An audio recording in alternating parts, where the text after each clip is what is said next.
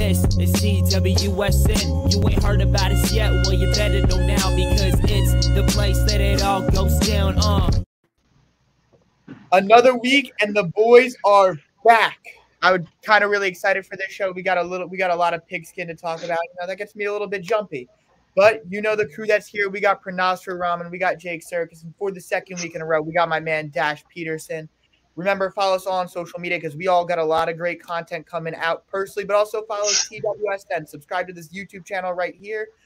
Daily shows pretty much, and find us on Twitter, Instagram, constant breaking news, and helps you find our articles and other videos that we do, or just check out TWSN.net.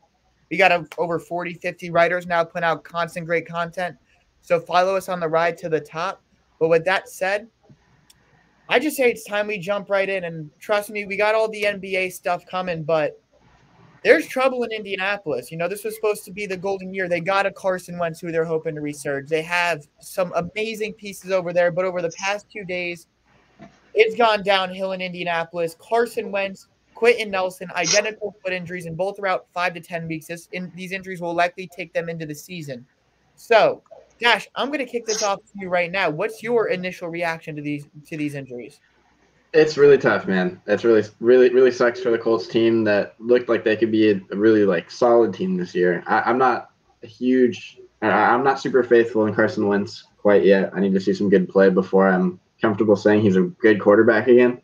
But even still, Jacob Eason coming in, he's your starting guy. I honestly was kind of I liked him out of the draft. I thought he was solid, and I think he could actually be a surprise this year.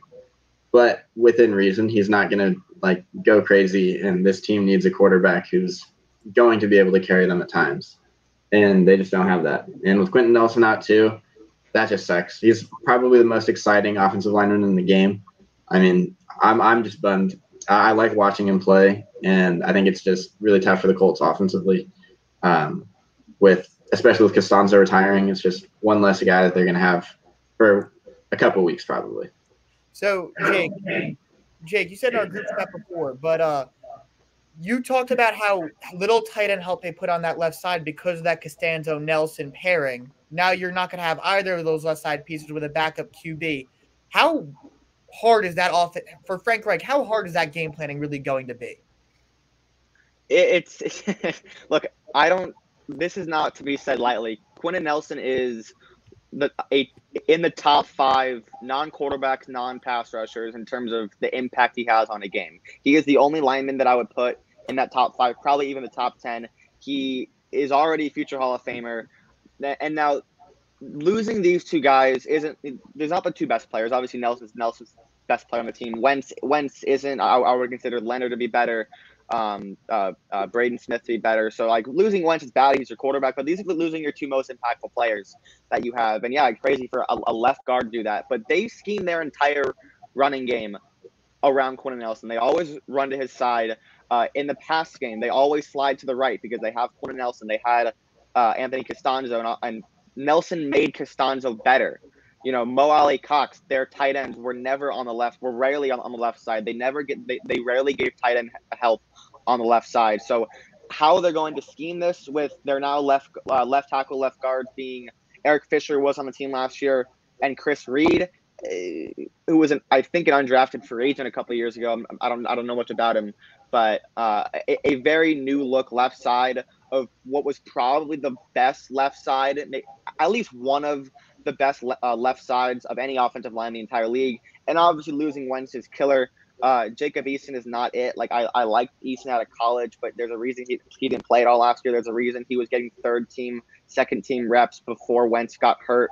And look, this happens to a team every year. Now it's rare to see your two most impactful players going down in training camp, but a team having to start the year with impactful players on the shelf. It happens every year, and it just happens to be the Colts this year. It sucks. It makes the AFC South that much less competitive, and the Julio Jones trade that much more intelligent for that Titans front office that they made. I didn't really agree with the trade, but it's their division to lose. When we see these types of injuries where there's a ton of room in the time span, 6 to 13 weeks for these injuries, it's 5 to 12.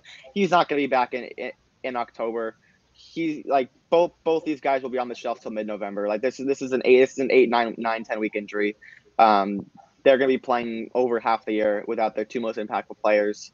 I haven't seen their schedule. I don't know how hard it gets pre-Thanksgiving, post-Thanksgiving, but it's going to be hard. It's to start the year with this hill to climb is always hard. No, Jake, you gave me a perfect segue because that's the one thing I want to talk about is that early season gauntlet, right? We always talk about how hard, and even when Wentz comes back, right? You have no reps with him. You have 4 days of training camp, and then you're going to expect him to slide and be a starter. It's going to be borderline impossible for this offense to run at full function, but I'm just going to give you the first 5 weeks right here. And this is, if he comes back early October, which like Jake said, highly unlikely. Seahawks at home, Rams at home. Tough start, luck you're at home. Even tougher now. Then you go 3 straight road games of the Titans, Dolphins, and Ravens. Jake's face says it all right there. It's not going to be a pretty start for the Indianapolis Colts. It's going to be extremely rough. There's no way you could expect to have a fluid offense or maybe win more than one game in those first 5 against 5 teams with good head coaching, at least decent defenses, and teams that win. And honestly, like that could be 4 playoff teams right there at least. And the NFC West teams would be playoff teams in any other division. It's a really rough go. And then, you have a nice off game against the Texans week 6. And then 7 and 8 is San Francisco and Tennessee again. If they're missing the first 8 games, which takes you into November, you're down to 2 games against the best team in your division. Like you basically lost the division right there. And it's a shame because of how good this team could have been. But there's no recovering from that. The Colts season is over. The Jaguars are still building. Houston is a college team at this point. Like maybe they'd come 3rd in the SEC. Like I'm obviously joking, but like still, like it's a putrid over there with David Coley coaching.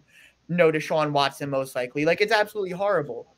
So this is now the Titans division. It's a shame for the Colts, but that early season gauntlet is horrible, and you just can't make up that much time while you're trying to integrate a brand new QB into the offense with no preseason or training camp snaps.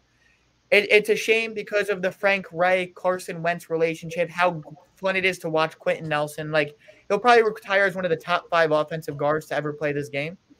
But that's where we sit right now. And honestly, like, it's a shame for the Colts, but Jake said it perfectly. The Julio Jones trade, more impactful. The Titans can now coast to division title and really try to set their sights onto an AFC championship game if they get extremely lucky Super Bowl. But with that said, let's move on to some NBA. So, Pranav Raman, my main man. Russell Westbrook's a Los Angeles Laker. I'll just let you go in on that yourself. I've seen your Twitter. I've seen your TikTok. Make sure you follow Pranav on TikTok because it's a lot of entertaining stuff. But I'll just let you go from here. So, last week when the move was made, they picked Russell Westbrook over Buddy Hield. I wasn't a big fan at all. I called the trade a D+ immediately. I mean, Russ's value comes from floor raising. He's not a great ceiling raiser. And when you're playing next to a guy like LeBron James, you like to pair him with guys like Anthony Davis who are good off the ball and who are good next to him, make the team even better in lineups with him. Russ is great in those minutes without LeBron. He could function without LeBron. But those minutes with LeBron, I'm not really sure how you're going to sustain that because Russ's main value comes from playmaking and LeBron's main value comes from playmaking. And LeBron's obviously the better playmaker.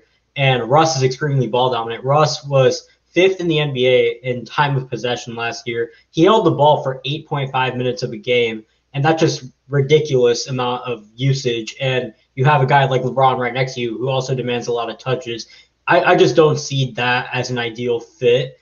But when LeBron's on the bench, I think this is going to be a really good addition. But when he's not on the bench and they're playing together, I'm still questionable of the fit. They can maybe use Russ as an off-ball cutter. That's what they've been discussing. That's what Russ discussed at LeBron's house a couple of weeks ago, apparently. But that fit is also odd because he was used like that in Houston. But the thing with Houston is they traded all of their bigs, and especially they traded Capella mainly. They traded him for Russell Westbrook. They traded him so that they could have a 5-out offense strictly for Russ, in which Russ can continue to cut to the rim and attack the rim while everyone else is in the perimeter and Russ gets to paint all by himself. That's not going to happen with the Lakers. You have AD who requires post touches, LeBron who's a paint dominant player, Dwight Howard just got re-signed. I mean, you have so many players who's oriented that it's not going to be as effective as it was in Houston. So it's a really odd fit. I still have my questions about the Lakers, but the moves they made today were terrific. Signing Malik Monk. Yeah. Malik Monk was the best addition they've made this offseason. The dude is 22 years old, coming off a year where he shot 40% from three. I mean, he could really ignite that bench rotation. Then you sign a guy like Kendrick Nunn. He's not really the best off of movement shooting, but he could catch and shoot. And then Wayne Ellington shot 42% from three last year. You signed multiple guys who are shooting near 40% from three. And then you add a guy like Dwight Howard who could protect the rim when Anthony Davis is out. I mean, just the additions they've made today mainly, that's what really makes me comfortable in saying that this Russ move wasn't as bad as it seemed a week ago. They also got Kent Bazemore, who's a great shooter. Right. Well, that's what we've always said, right? Surround LeBron with shooters. That's exactly always been the formula. Surround LeBron with shooters. Same with Russ. So, Jake, I want to kind of propose a weird theory to you going off of what Nav said. So 2 years ago, we saw the Lakers season derailed by injury, right? This year, we saw the shortened season. You know, they got tired at the end, and LeBron's only getting older. Pranav just talked about how productive Russ will be in those minutes where LeBron isn't on the court. This team's getting to the playoffs no matter what. Do you think this was by chance designed so LeBron could cut down his regular season minutes and be more for the postseason? Yeah, 100%. Because, look, last year, and before I answer your question, I kind of want to talk a little bit about the Russ move and how the corresponding moves today kind of fit in there. They had a choice. They could have got Buddy Hield. But if you get Buddy Hield, you can't sign the three players that they signed today. They all play the same position. They all play two, and they all shoot. You can't fill your roster with four of the same players. So it makes sense. They're going to put Russ at the one. But my biggest issue is deeper into the playoffs this year, a month and a half ago, 2 months ago, as they made their run and as they got deeper into that series, their biggest problem was their half-court offense.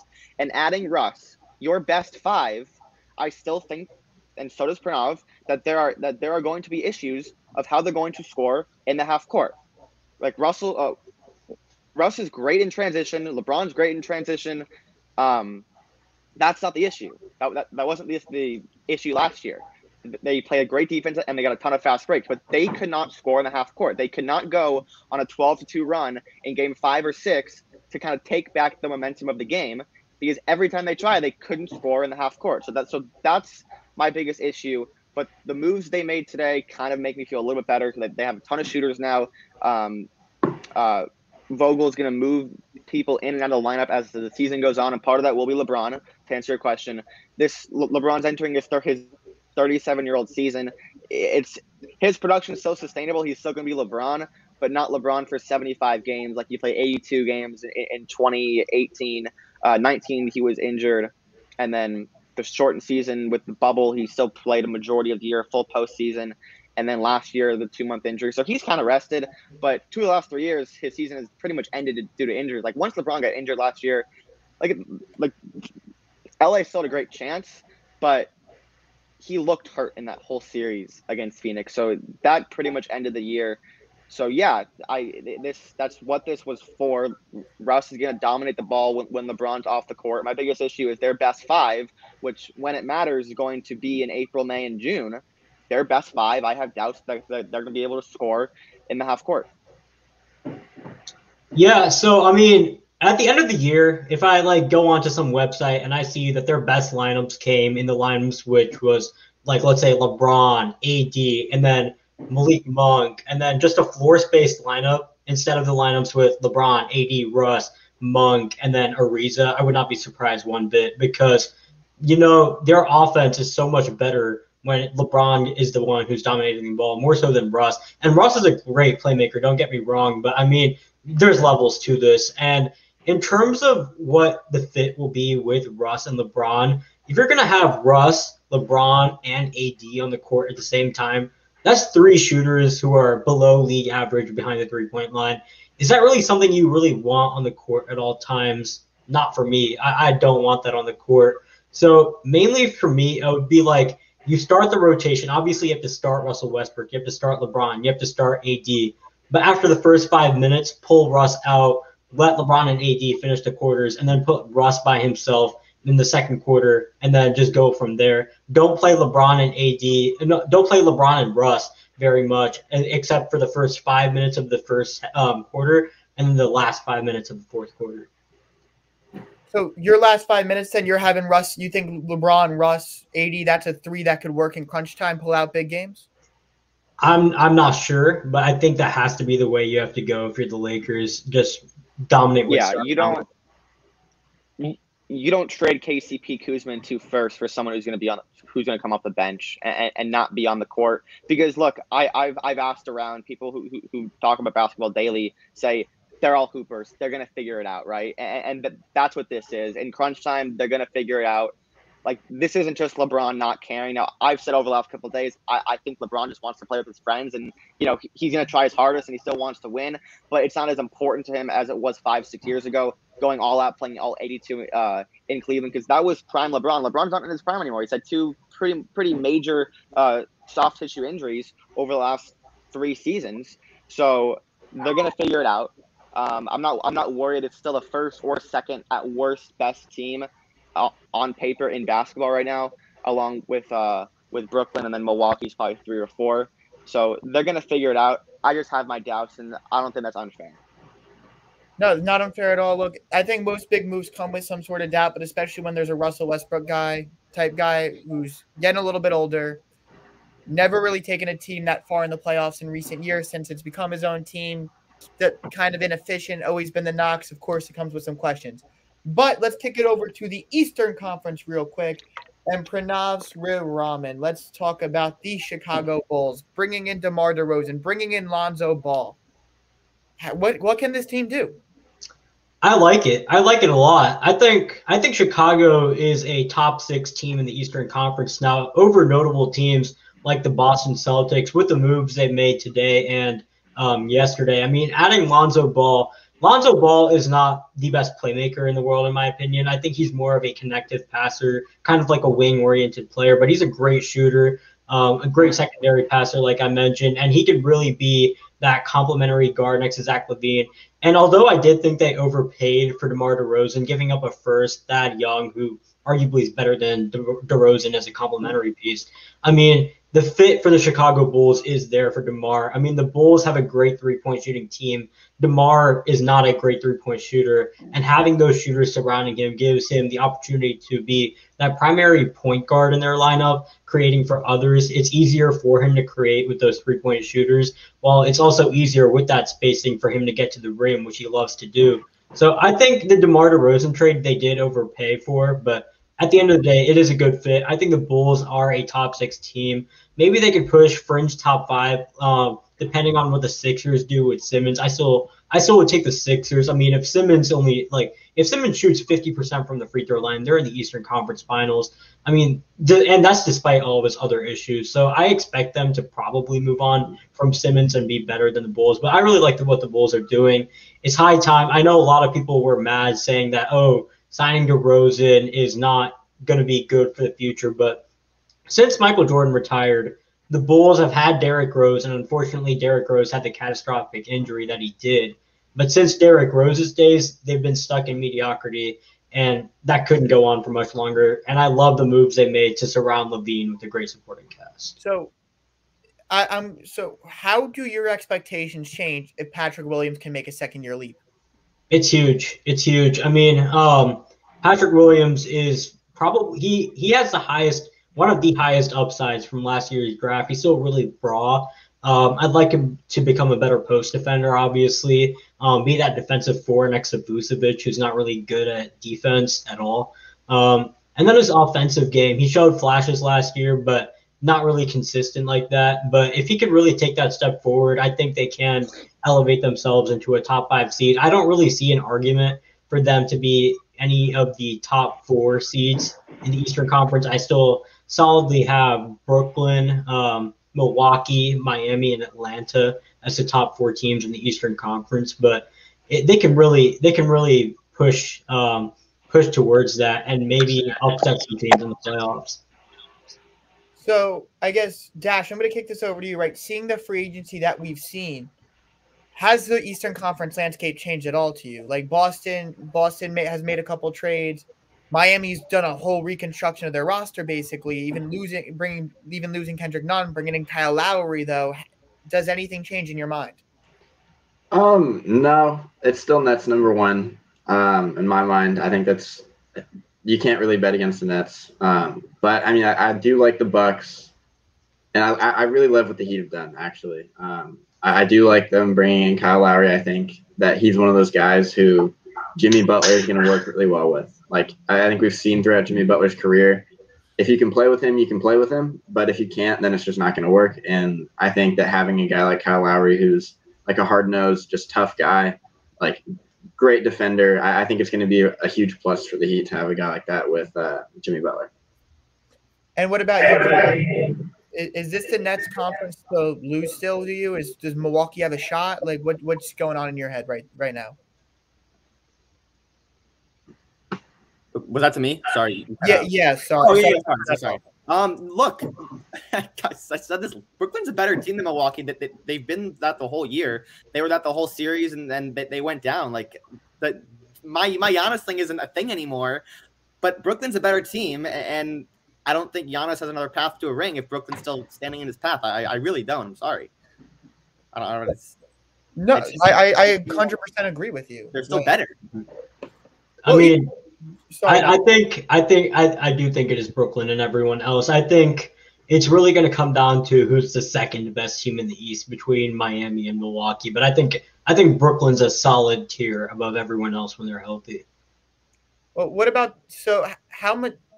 I talked to a Nets fan today, and literally all he talked about was Patty Mills for like 15 minutes and what he does for that team. It was a conversation I never thought I'd have with a person in my life. Just like, I think Patty Mills is very good. Just never heard someone so excited about him. So, what does Patty Mills do in your mind for that team? They lost Dinwiddie, and Dinwiddie's a better player than Patty Mills. But Patty Mills just gives them another sniper off the bench, and that's all you really need for Brooklyn. Their defense, honestly, does not matter. Then I don't think their defense is as bad as people make it out to be. They had the third best playoff defense this year. And their defense in the regular season, it was bad when they first came together, but they really picked it up later. And then their offense is arguably the best in league history. So, I mean, it's just another shooter off the bench. Patty Mills has experience. And I think it's a great move. There's not really much to take away from it. Obviously, Dinwiddie's better, and they're going to miss his playmaking off the bench. But when your lineup is constructed with Kevin Durant, Kyrie Irving, and James Harden, you're obviously going to stagger those minutes. You're going to have an elite playmaker on the court at all times. It just the complementary pieces is really what's going to come down to. And I think Patty Mills is a great complementary piece. So before we move on from the NBA altogether, Pranav, I'm going to let you push one of your agendas one more time. Steph Curry signed another 4-year extension today because he's the best player in the entire world, over $200 million. But you were a big proponent of trade for a superstar with those picks they got last week. Only thing they've done this offseason is sign Otto Porter and Nemanja Bjelica. I can't say his name for anything. But they didn't trade those picks. They took a project guy in Jonathan Kuminga, and then one of your personal favorites in Moses Moody. So I guess coming out of that, how are you really thinking of Golden State next year? Honestly, I'm sick of Golden State. It starts with Joe Lacob. Joe Lacob, he came out like pre-draft day and he said, we do not view ourselves as a basketball team. He said he wants to balance the bridge between win now and develop now as well. It's kind of like what the Packers are doing, where they can't fully commit to contending or rebuilding. And I think it's going to result in not winning a ring in either era. I mean, they have Steph locked down, good for him. But I mean, other than that, the moves they've made are really uninspiring. Otto Porter, I said they should target Otto Porter. They signed him for the minimum. That's cool. But I mean, other than that, Bjelica is a nice scratch big. I'm not sure he really shifts the scales. Porter has also played 28 games last year and 15 games the year before. Health is a big concern with him. This lineup isn't that great. Klay Thompson's slated to miss the first half of the season because it hasn't even been a full calendar year since he tore his Achilles. I mean, this roster is just not very good, and I love Moses Moody. I'm the biggest Moses Moody advocate there is. But, I mean, if you have a chance to trade Moses Moody for a guy like Joe Ingles, then commit to winning now. If you're going to do that, commit to winning now instead of just balancing this bridge between not contending or developing. I mean, it's just ridiculous. And then the Kuminga pick, I can't even go. I mean, you're taking a project big man a year after you took a project big man, and Kuminga, I don't want to be that guy, but he's not really good at anything, in my opinion. And I hate to be mean. He's a nice personality, but I mean, he's not a great finisher at the rim right now. His shot is horrendous. He's shown passing flashes, but I mean, it's nothing significant. And his defense is just horrible, and he has a bad motor. I mean, there's not really much I could say about the Jonathan Kuminga pick. I was dumbfounded that they actually made that pick. But yeah, the Warriors, I think the Lakers, the Clippers when healthy, the Nuggets, and the Suns are pretty solidly ahead, and the Jazz are pretty solidly ahead of the Warriors when all of them are healthy and the Warriors are healthy. I just can't.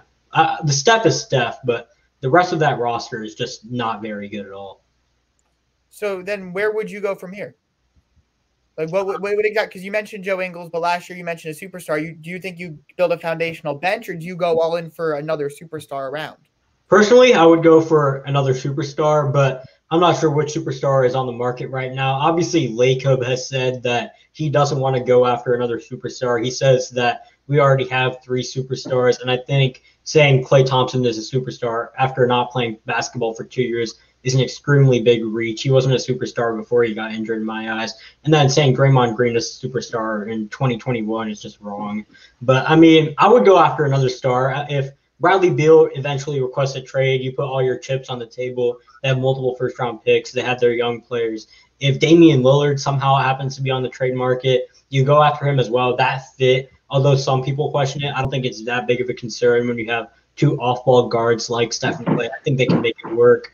But, I mean, yeah, you have to go after another superstar. This league is built on star power now. You're seeing what they're doing in Brooklyn. You're seeing what they're doing in LA. I mean, star power wins out.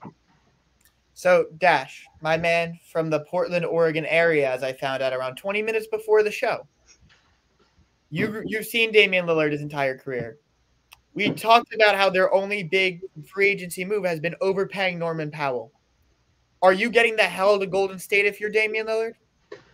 Man, I hate to say it, but yeah, I would. I mean, he specifically said, like in an interview, he said, "Yeah, I don't think the team that we had last year was a championship team. We lost to an injured team in the first round of the playoffs. That's not good enough, and they certainly didn't go out and get better. They just didn't. They brought in Cody Zeller. Okay, he's going to be a bench big man. Norm, 5 years, $90 million. Crazy for me. Ben McLemore, Tony Snell, really? I don't know. They did nothing to help Dame and make him want to stay. If I'm him, I look at that and I say, all right, it's like the Aaron Rodgers situation almost. Like, you're not going to help me. I'm going to get out. So then what would you – like, that's What's always, that, sorry if I'm like cutting out weird, but one of my big things is always we always say this team should do that team should do that. But, like, if you're going to say it, there should be an alternative. So what was, like, your ideal offseason? My ideal offseason was – I still think it could be possible. I think the Blazers getting Ben Simmons could actually be a good thing. I know he gets a lot of hate and all of that, but I do think it would be at least a fresh start and something that at least if you're Damian Lillard, you see, okay, we're actually going out and we're making a big splash. We're trying to do something to significantly change and get better. And I think that something like that could be really helpful for the Blazers. So, Pranav, what would you think about that move specifically? Relating to Dame, like to which location? Or Ben Simmons specifically, because I know you're kind of you're one of the leaders of the anti-Simmons bandwagon specifically. Yeah. So, sure, did you think that would be a productive move, or do you think like appeasing Dame at whatever cost? Like, where would your mind see if you saw a trade like that? I mean, it's hard. I mean, if that move does happen, I don't want to hear from all the Dame advocates and the Blazers fans that he lacks a second scoring option because they would have traded McCollum in that deal. And now they're all mad at McCollum because he stepped out of bounds in the playoffs, which cost them Dame's 55-point game. But, I mean, in terms of Simmons, I don't think it really shifts the scales that drastically. I mean, he's going to make the offense worse, obviously. And then defensively, he's probably the best man defender in the league. But he's not some crazy help side defender. He's not a great rim protector to the point where it's going to drastically elevate your defensive ranking. I mean, rim protection is the most valuable form of defense. It's the part of defense that you have an impact on the entire offense in terms of a man defender only has an impact on one or other guy on the opponent's offense. So, I mean, Simmons is that man defender, but you're really lacking that elite rim protector or that elite help defender. And that's really been the Blazers' problem. I mean, Covington's great, but I mean, he's the only guy they really have, and they suffer in those non-Covington minutes. So I'm not really sure a Ben Simmons move shifts the scales because he's not going to elevate the defense great enough to the point where it'll offset his offensive weaknesses at this point. So I'm just going to ask this flat out, and Dash, feel free to comment after Jake too. Where do the Portland Trail Blazers rank in the Western Conference right now? 8th seed at best, I think. I mean, I think they're at this point. It's tough to make the playoffs. What about you now? Shift over to Jake. I have to survey the landscape real quick. All right. So Jake, what are your Portland Trail Blazers expectations as of right now? Well, they didn't get worse. So like, I don't know, like a team that finished what, fifth, sixth in the West this year. Look, they could easily fall out of the playoffs. Like it can happen any year unless you're a top 3-4 team. Like they're certainly not a lock, but again, to be a top 5 team, probably not. Teams are only getting better. Denver's getting healthy. Utah's still there. Phoenix is still there. The 2 LA teams are there. Warriors are still there. Probably anywhere from 7 to 10. You know, like they're a first round exit most likely. Again, like they've lost in the first round with better teams than this over like in the Dame era, and you know Dame has gotten better over the last 5 years. He's a top 10 player in the league now. He wasn't 4 or 5 years ago when they had some of those early losses, but they've certainly lost with better teams than this one. Yeah, I just surveyed the landscape. I don't think they're a playoff team. I would take. I mean, the West is so stacked. I mean, you have the Jazz, you have the Suns, you have the Nuggets. I expect the Clippers to still be solid without Kawhi. The Mavs are going to make the playoffs, and then the Lakers, obviously. I'll take the Warriors over them. I'll take the Grizzlies over them. And here's my hot take at 7:33 p.m. Central Time on August 3rd, 2021. The Minnesota Timberwolves will be better than the Portland Trail Blazers next year. With a healthy Karl-Anthony Towns, with a healthy D'Angelo Russell, they barely played any games together, and an improvement season from Anthony Edwards can really take that next leap. Combined with Malik Beasley, hopefully getting released from jail or something, I see the Minnesota Timberwolves being better than the Portland Trail Blazers next season. Does the defense on that team not bother you, like Cat? It does, but the Portland Trail Blazers are just as bad, and I prefer the Timberwolves offense over the Blazers. Who's the Timberwolves head coach right now? I apologize.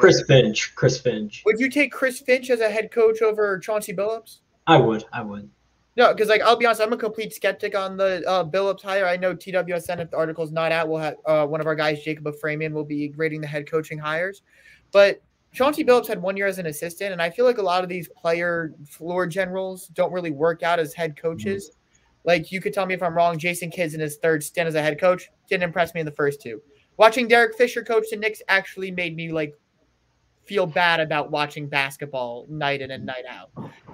I'm trying to think of a good comparison from another sport, but I feel like it's almost like trying to make a quarterback be a head coach when he's not ready right out of the league. Like, you need to learn your coaching chops before you go right into it. I mean, I think a position coach be a head coach. I think the Blazers. I think they're looking at Steve Nash. I think they're looking at the Steve Nash thing, and they're saying, "Oh, Steve Nash went, and he was a good coach." Steve Nash walked into 3 and so we're gonna do the same thing and take a guy from the same.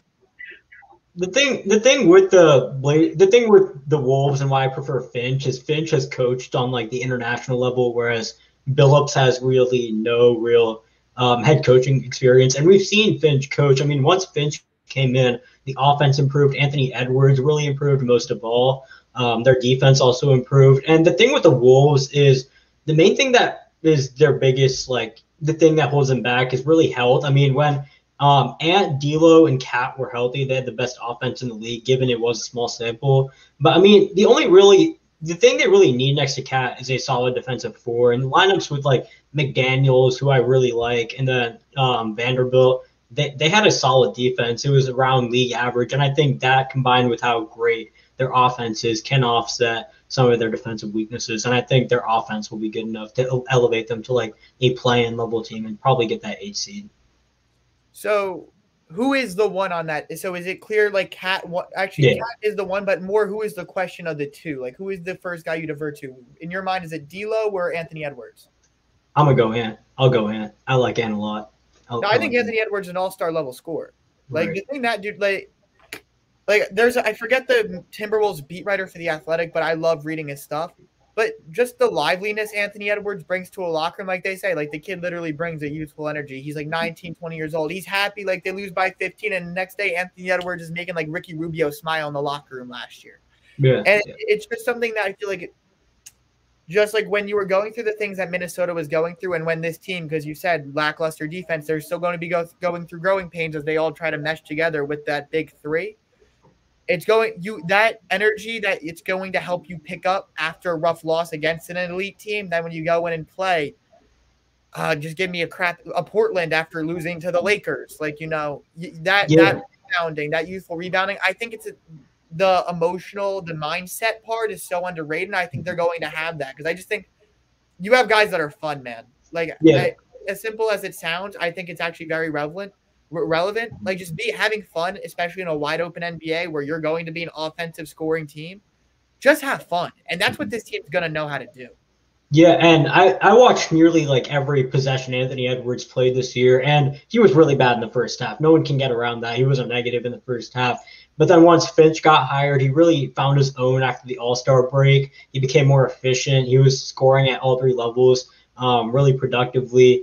And I think that combined with how well he performed against top 10 defenses this year, I believe he shot like 40% from three against top 10 defenses. I mean, you combine all of that with the jumps he's made in the second half, and I think that's only room for improvement in his second season. And I think he's going to establish himself as the clear number 2 on that team. Okay, so with that said, we're going to jump into a little bit of football, and this might just be inspired by the amount of Bengals stuff I see on my timeline. Just has me on the border of literally declaring war on Bengals. Jake, it's not just you, man. Like don't get me wrong. You don't help my timeline, but you don't know the problem. The thing with Twitter is like once you see enough of something, they're like the algorithm will make sure that they promote more like Bengals pages on your page. You might not even follow them. And I see random Bengals fan pages. I'm like, where did this even come from? Oh my God. Yeah. Like I see stuff about like a third string corner and I'm just like, I don't know why this is here. Like, cause I don't follow the page. I don't know anything about the page. Guy might get cut out of training camp. Like I see more Eli Apple stuff after he got signed by the Bengals than when he was actually on the Giants, my local football team. It's marvelous to me. But with that said, a lot of Bengals stuff been on my timeline. I got to be honest, what I've been seeing from Joe Burrow, like I've liked those little camp highlights I'm seeing, a nice big three trio. Like I'm getting kind of excited to watch some fireworks, even as much of a skeptic as I am. So, Jake, the man who is a very well known on Bengals Twitter, what are the expectations for Joe Burrow in year 2? Well, for Joe Burrow or for the Bengals? Let's start Burrow, and then we can expand on it as a whole, because I mean that is the foundational building block. Make sure he's standing for 17 games. Like that's the priority. That's what we're all looking for. Him playing a full season. Make sure he's not injury prone, because behind this offensive line, it's going to be a problem throughout this rookie contract. And then we'll see what happens when the Bengals inevitably extend him. But for the first couple years of his career on this rookie contract, he's going to have – he's not going to have a Baker Mayfield offensive line. Baker Mayfield had a bad offensive line in year 1, and then year 2 and year 3, and heading into year 4 might have the best offensive line in football. Same with Lamar Jackson. He wasn't the number 1 overall pick. Kyler Murray's offensive line is probably better than the Bengals, but it's very, very comparable. So the expectations for Burrow is – if he's on the field, it's going to be fireworks because of what he showed those first 8-9 games, even in the first half against Washington. I feel like Washington, like most Bengals fans, expected the Bengals to win that game, and I think that they would have ended up winning that game against Washington if Burrow hadn't gotten hurt. But he completed 75% of his throws in that first half for 215 yards. Like, he was great against Washington. And going into that game, Washington wasn't that top 10 defense. And then every game after that, that was the turning point for Washington's year. I guess getting Joe Burrow injured lit a spark in them, because after that, they were number 2 defense in the entire league.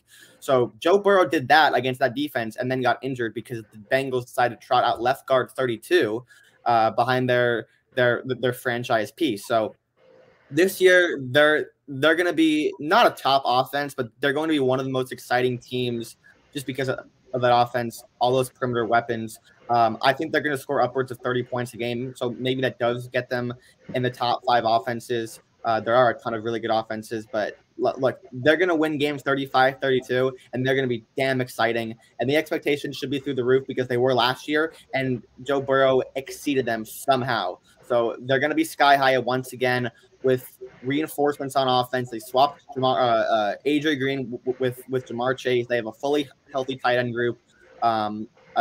Again, Jonah Williams at left tackle was very good last year. He's healthy heading into year 2. They got a huge upgrade at right tackle in Riley Reif compared to Bobby Hart, who was probably right tackle 32. So the Bengals trotted out left guard 32 and right tackle 32 behind Joe Burrow, which is fantastic. So they'll have, average to slightly maybe above average pieces on the right tackle spot, and maybe left guard with Quinn in Spain. We'll see. He's about average. And then the center's good, and then the right guard's the rookie. So the expectations, again, should be through the roof. They are through the roof, and we'll see what happens. But they're going to win a lot of games, 35-32, and they're going to be a fun team to watch. So are you nervous about Jackson Carman, starting at right guard at all? Because, tackle in college, I didn't love his film personally. I had, a 4th-round grade on him. Just was not in love with anything I saw. Does that worry you? Because, that interior pressure kind of go – I sit up late at night watching highlights of the 2015 offensive line, and I got Kevin Zeitler, Russell Bodine at left guard and center, and then watch the highlights and Whitworth at left tackle, and I'm watching the highlights of last year. I'm like, this is pretty different. So now Bengals fans are treating Jackson Carman as the savior. He's not. He could be a very productive right guard. He's never played guard. He's never played on the right side. He played left tackle for Clemson. And when they made the pick, I was disappointed. I remember sitting in my seat at the draft, and I'm like, I don't like this pick at all. He's a fit. Like I said in March, that the Bengals should be targeting him on day 3 to be a developmental guard because he fits what they're looking for in a guard. The Bengals wanted to convert a tackle to guard, and they took a heavily developmental tackle, and they're going to try to turn him into a right guard. So not only are they turning him into a guard, but they're turning him into a right side offensive lineman. And for someone who's 21 years old, it's not an easy thing to do. So yeah, I do have my doubts about him being the week 1 right guard. And I remember tweeting back in May, a couple of days after the draft, and I projected the potential week 1 Bengals offensive line, and Jackson Carman wasn't in there. And Bengals fans were so mad at me because their savior was not included in there. And I get it. I'm very pessimistic about it. I would assume he does start. He was taking reps with the ones 2 days ago, and Bengals Twitter was going nuts about it. Like, he's going to get reps with the ones. He'll probably end up starting. And yeah, I am scared because he's going to be bad at first. Like, he's not going to be great. And look, he's not going to be any worse than what we had last year, than, what they trotted out last year. But it's scary. Like, Joe Burrow have to get the ball out fast, and he has the weapons to be able to do that. He has Joe Mixon to be able to do that, and I think the running game is going to be a lot better. But to answer your question, yes, I'm very pessimistic about Jackson Carman at right guard, week 1. I mean, I don't know how well I know exactly what they're looking for, but I feel like a Creed Humphrey, I think he played center in college, but transferring over to right guard would have felt a little more comfortable just because I just did not like Jackson Carman. But nonetheless, when I look at Joe Burrow, the Bengals wanted the Bengals were in on Creed Humphrey. Like, they were going to take him. The Bengals liked him. Sorry. Yeah, they should have. Then they should have. Creed Humphrey I think he's going to be a pretty good contributor for the Chiefs day 1. Wait, sorry, not Creed Humphrey. Sorry. The Cody Ford. Sorry. I got the mix up. 2 years ago in 2020, they were in on Cody Ford. My mistake. Not Creed Humphrey. They did not like Creed Humphrey. Oh no, you're good. But nonetheless, my expectations for Joe Burrow this year, not the strongest arm, but the deep accuracy is there. I'm expecting some fireworks, like you said. Like, I'll be honest, I'm expecting 2 1,000. Like what we saw in Dallas last year with 2 1,000-yard receivers, even with the Dak, I believe, or was that 2 years ago where they had 2 1,000? No, they had 2 1,000-yard receivers this year. I'm expecting Jamar Chase to eclipse 1,000 yards. I'm also expecting either T. Higgins or, oh my God, Tyler Boyd. I'm sorry, I blanked on the receiving trio, but I'm expecting 2 1,000-yard receivers and another guy to at least eclipse 850. Like, I'm expecting a really good, strong passing attack. But to go into the offensive line offense as a whole, where does this leave expectations for Joe Mixon's kind of my biggest question, because we know he's a top 10, 15 talent at the running back position. Talked about still issues at right guard, not elite run blocking unit in my mind. What can Joe Mixon come back to that 1,100-1,200 yard form? So my greatest memories, there's two for Joe Mixon in a Bengals uniform. He started up and down in 2018 when they started 4-1, and he was good. So he ended up leading the league in rushing in 2018. In 14 games played, he averaged over 5 yards a carry. Then in 2019, the offensive line was horrible in Zach Taylor's first year. Dalton was awful. So they had no quarterback, no offensive line, no defense, and no head coach. And Joe Mixon was the highest graded running back outside of Derrick Henry in the last 9 games of the year. Heading into 2020, it was the same. It was very different. They had a quarterback. Zach Taylor maybe we don't know if he knew how to coach. The offensive line still bad, but reinforcements on defense, and Joe Mixon couldn't. There was no space for him. They couldn't get space. There was nothing for him to do. And the passing game was very much affected by it as well, because they cannot run the play action. And I tweeted that today earlier that they're going to do a lot more play action because the run game is going to be better. Joe Mixon is going to be the best offensive player on this team. That's who he's going to be. That's who he should have. That's very loud. That's what he should have been last year before he got hurt. But I think the schemes around him are going to be better. Zach Taylor has said constantly throughout the offseason that he is going to be that bell cow 3-down running back that he was in 2018, or that he sort of was in 2018. Gio was there, but now Gio Bernard is gone, and it is Joe Mixon, and it is depth guys behind them. It's Perrine, it's Chris Evans, another undrafted guy. They got a guy from the CFL who I think is still on the team, Jacques Patrick. But it's Joe Mixon. And look, is he going to get 30 carries a game? No, because the team has Joe Burrow and they took a receiver with the 5th overall pick. But Joe Mixon will be the best offensive player on this team. Like I can guarantee you. All right, so Pranav, I'm going to kick this over to you. Just let you get in on this a little bit. Where do the Bengals, I guess, lie in the landscape of the AFC North to you? Like, is this a team that you think could really push a Cleveland? Or, I mean, I think they could be just as good as Pittsburgh, and a lot of my value in Pittsburgh goes off Mike Tomlin. Like, I'm not going to lie, like, nothing to love outside on the roster outside of Minka Fitzpatrick and TJ Watt. But, like, the Cleveland, the Baltimore, can they push those two teams to really maybe squeeze into a wild card spot? I don't quite see them on that level yet. I could see them being better than Pittsburgh, but I don't really see them pushing Cleveland or Baltimore at this point. I still have a lot of questions about that offensive line. Talking about Joe Burrow for a second, I mean, I expect Joe Burrow to really take a leap this season, establish himself. I'm not going to say an MVP level leap because I think that's kind of unfair. I've seen that thrown around a lot. But I think he can be in that top 10 to top 15 range this season with a fully healthy season. The main thing for Joe Burrow is he holds on to the ball for a long time. And behind the Bengals offensive line, I mean, that's just not going to really be a great strategy for success. I mean, the big thing with Andy Dalton was he got the ball out really quick comparatively to Joe Burrow. Yeah, and Joe Burrow can really improve his – and I expect that to happen with better receivers to get his balls out quicker. But I expect more big plays to happen for the Bengals. I mean, last year they didn't have great big play threats. Now they invested in Jamar Chase. I think that definitely bolsters their offense. They have probably better guard play, and that helps Joe Mixon as well. Better passing game also helps Joe Mixon. So I expect them to definitely be better than they were last year.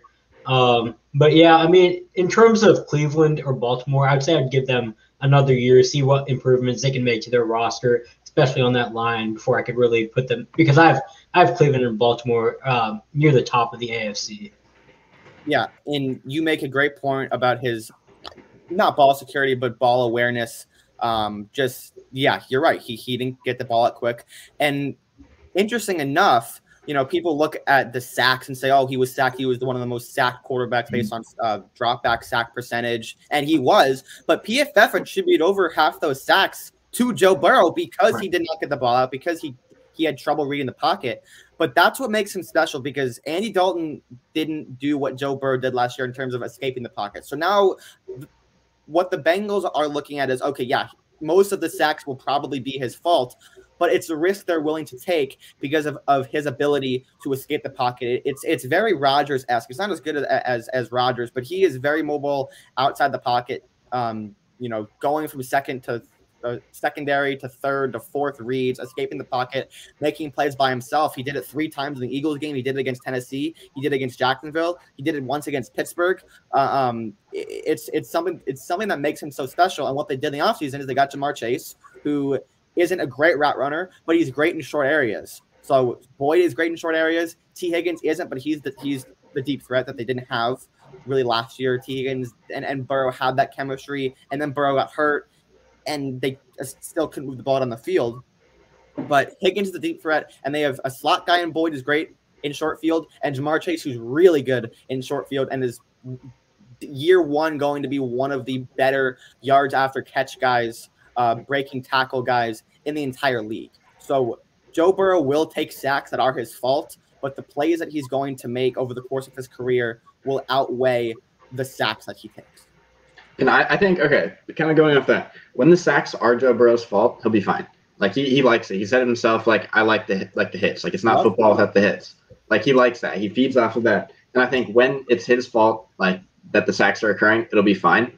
But if you look at the depth on that Bengals offensive line, it's scary. Like, look at the tackle depth. Like, their third tackle, their tackle number 3 out for the season. Hakeem Adeniji done, right? So you're relying on, like, Deontay Smith.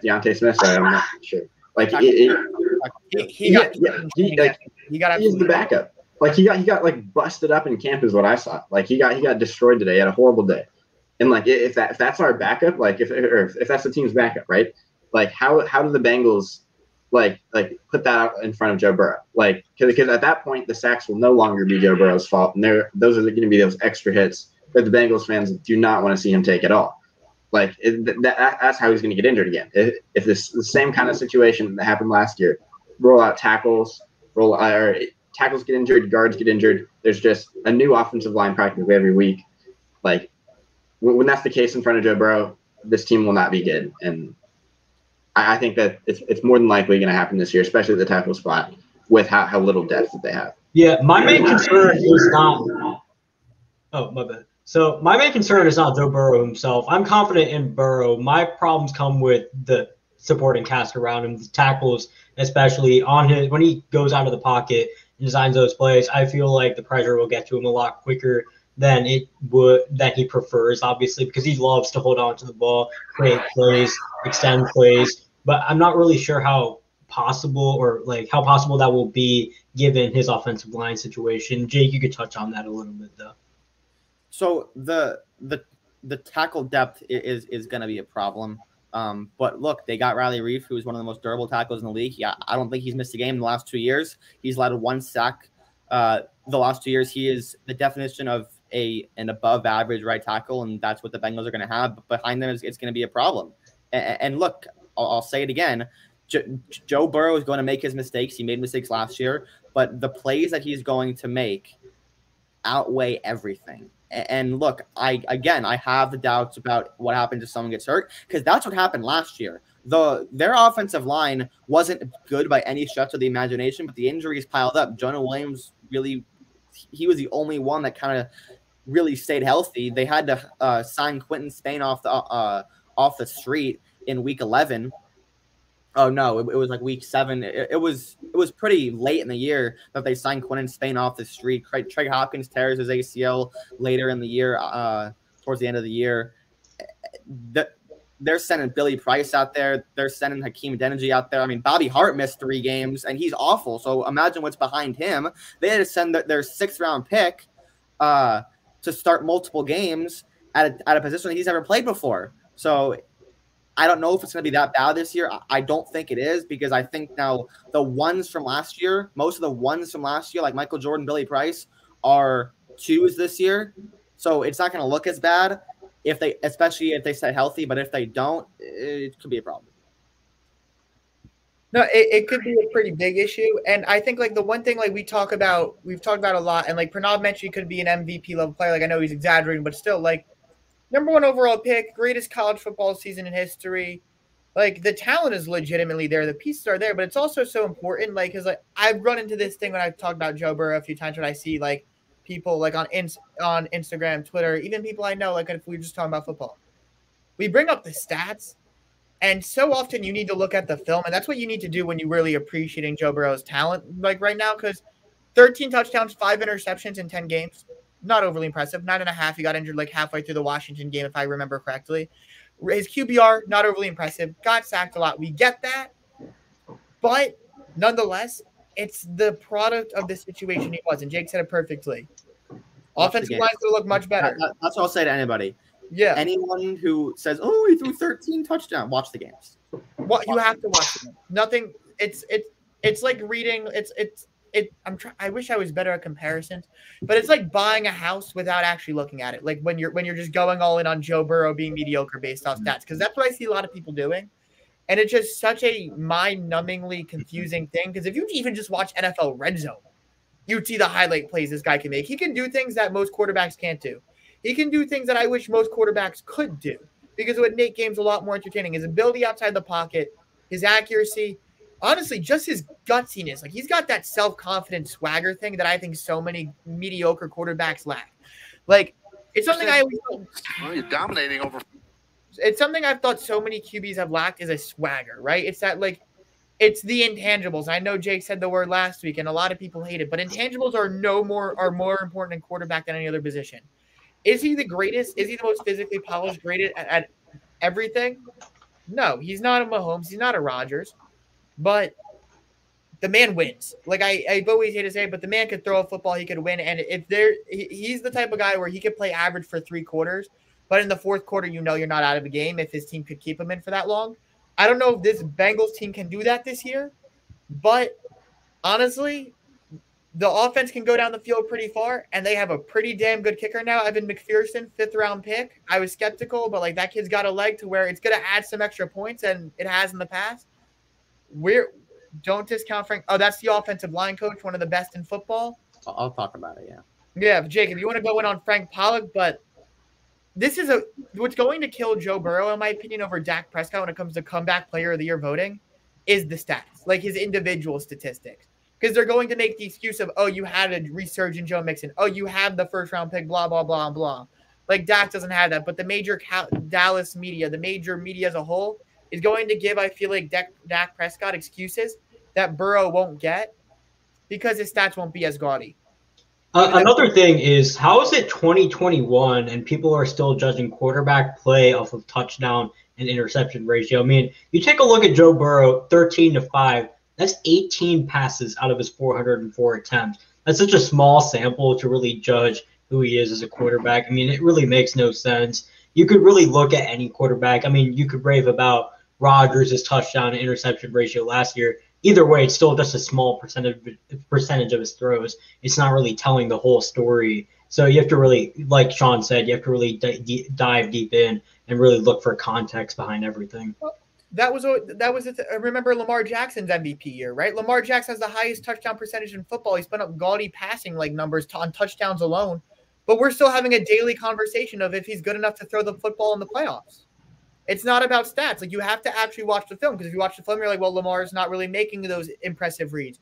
He's not very consistent on the deep ball, even if he's got a cannon of an arm. You're seeing accuracy issues. You know he's still a running quarterback who can throw the ball occasionally at that time. I think he's taken strides in that area, but his MVP year, he was not an amazing thrower of the football by any stretch of the imagination, but the stats inflated it because of the good offensive line, which I'll let Jake go in on Frank Pollock in a second and the effect he might have, the offensive line coach, and just the play calling of what Lamar could do with the ball in his hands. We talked about how Burrow can really improvise. Jake called it Rodgers-esque for a reason. Improved offensive line, I think you'll start to see those numbers that I said were somewhat low this year. You'll see a jump in them. I just don't think they'll be Prescott level to where it might hurt him in that type of voting. Yeah. So Lamar was 21st in passer rating. He was 26th in yards per game and 25th in completion percentage. All those numbers might not be exactly correct, but they're all in that ballpark. Like he was out of the top 20 in all three of those. Pretty basic passing metrics. If you go deeper, it's not much better. Like Joe Burrow might be the best quarterback in that division. Passing quarterback in that division. Obviously, Lamar gives his team a chance to win every single time. Like Lamar's not a minus quarterback. He's one of the best in the league, probably top 8. I think I have him 8 or 7, 8 or 9-ish range. But Joe Burrow is the most accurate passer in that division, especially when you take out the deep balls, because they didn't go deep that much. They didn't have deep threats last year. And yeah, there were many reasons why Burrow wasn't very good with the deep ball. It wasn't just his accuracy and lack of arm strength. It was a lot of underlying reasons that I don't think will be there in 2021. But to answer the question about the offensive line, look, at some point players have to play, and in any sport, in baseball, in basketball, in football, that's what I believe. At some point players have to play. But bringing in coaches to reteach techniques that were awful with the past offensive line coach will not hurt. And trust me when I say that, it will not hurt, because there's been rumblings about Frank Pollock coming in and him having no idea the techniques. Like he's never even seen some of the techniques that these offensive linemen have been taught with Jim Turner the last 2-3 years. I mean, going back to the Jim Turner hiring, he was part of the Dolphins bullying scandal in Miami with the whole Richie Incognito thing. And overall, just not a good person. He gets brought on, and it goes horribly. And now we hear about this awful technique. Willie Anderson, Duke Mayweather, commenting on this technique that the Bengals are the only team in the league to do some of these awful techniques. So Frank Pollock will change that, but at some point the players need to be players. The personnel on this offensive line still isn't good by any means, but the technique will be better. That's pretty much already been shown in training camp. It's been guaranteed, but the depth is a problem. The overall talent is still a problem. So Frank Pollock is not a savior in terms of bringing this offensive line to where they were just 3-4 years ago. And even when it was last time he was here, the offensive line was better. They were able to run play action last time he was here. They're reestablishing this wide zone running scheme. So maybe at the very least he'll find Joe Mixon again and make sure Joe Mixon isn't running through a wall before he even gets to the line of scrimmage. So there's that. But as far as him taking the offensive line from point A to point B, from point B to point A, which is the promised land, he's not going to do that. They still need personnel changes, but there are a lot of underlying things that he will bring into change that will make the overall offense better, if that makes sense.